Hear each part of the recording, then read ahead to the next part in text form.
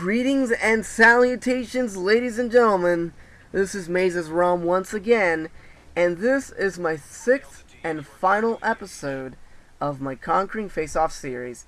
And it's actually pretty sad that I've come to the end of this series because I have really enjoyed making this series for you guys. I have enjoyed playing Face-Offs quite a bit to get gameplay for this series, and it's just unfortunate that it has come to a close, and I hope that you guys have enjoyed this series as much as I have enjoyed making it.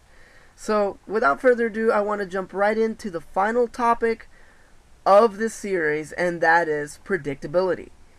Now, predictability is a term that is good if you are not predictable as a player, but it's good to know how to read an enemy and how to predict what the enemy is going to do. So this particular gameplay is going to focus a lot on predictability because of the way that the enemy player was playing on this match. Now I'm playing Kill Confirmed on the map Vortex, and the really interesting thing about this map is that 95% of the combat that takes place on this map is all going to be based on terrain and your environment. There are very little buildings. In fact, the only building that you can slightly go into is the chicken coop area. That is the only area that you can go inside and go into cover under a roof. The house, you can't really go inside, you just go on the porch. And that is the only area of the house that you could go into. So most of the combat is going to take place outside. That being said, you want to be able to navigate through the map with a very good perk setup so that you can always be on point and make sure that you're not surprised or rolled up on by the enemy. Now, what I'm using here is an assault rifle that performs well on longer sightlines because this map caters a lot to snipers. And because of that, a lot of your opponents are going to try to snipe you. And sometimes if you pick a different loadout than just a sniper rifle, you'll be able to get a decent lead because a lot of the times the snipers will be crept up on by you if you have the right setups with your perks and your loadouts. So that is something to keep in mind. So I'm using the G36C, which is obviously really good at longer ranges, and I decided to throw on Scavenger, Assassin, and Sitrep. Now those perks work really well on this map because Sitrep, you can obviously hear the footsteps of the enemy in a close vicinity, and since this map does have some hard ground surfaces, you can hear footsteps pretty easily. However, there is a lot of background noise, so it has to be really close by in order for you to hear that.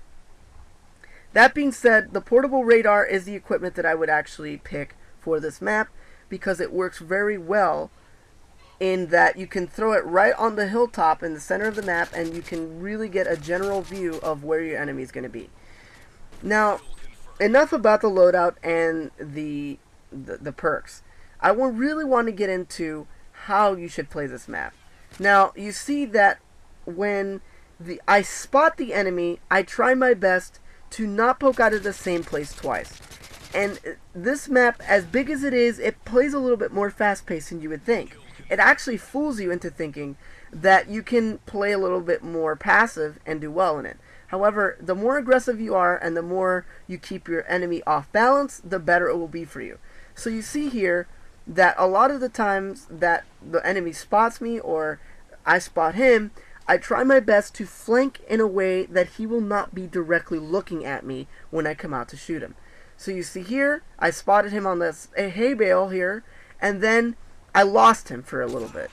And as soon as I lost him, I knew I was probably going to get killed. And that's exactly what happened. So when I spawned back in, I knew that since he had a sniper rifle, that I could find a fast flanking route, and I'd be able to kill him. So that's exactly what I did. Once I killed him, I went to go get his dog tags because this was obviously kill confirmed. Got the dog tag. I knew that he was not going to spawn in the cornfield. However, since I had just killed him there, he was going to be running up on me on the cornfield area, and that's exactly what he did. Now that I killed him twice there, I knew he would be spawning somewhat close or somewhere on the opposite side. So once I knew that he wasn't close by, I found him and he found me and he shot me, didn't kill me. So what I did was I acted like I was still in that area. I threw a grenade, but instead of poking out to get him from a longer sight line, I decided to take a fast flank route again. So I took the fastest flank route that I knew where he was going to be. And the reason why is because he was using an unsuppressed sniper rifle and he kept firing off thinking I was still behind cover. Well, little did he know, I was right behind him, swapped to my pistol, got the quick kill, moved on, got it done. That's how you have to play this game. Even if you're playing Team Deathmatch or an objective-based game mode on Vortex, you have to constantly be aggressive and be on the move, because they're going to think that you're going to keep coming out of the same area or the same sight line, and a lot of players do that. So you want to not be predictable, and you want to get those quick kills and get the lead. Now, as you see here, I started to build up a lead. We were neck and neck for a little while, and he ended up killing me here as well. But I also noticed that he had never changed his loadout, so that I could keep using the same exact type of aggressive gameplay, and it wouldn't really cost me any deaths that much. So keep an eye out to how the enemy's playing. If they switch their loadout a lot and they keep you off balance, then you have to play a little bit less aggressive and you have to play a little bit more smart. You have to keep that in mind as well. So here you can see he started to get really antsy. He started to throw flashbangs at the tags. And usually what happens with that, when they keep the same loadout, you'll end up really frustrating the other player, and that's exactly what ended up happening.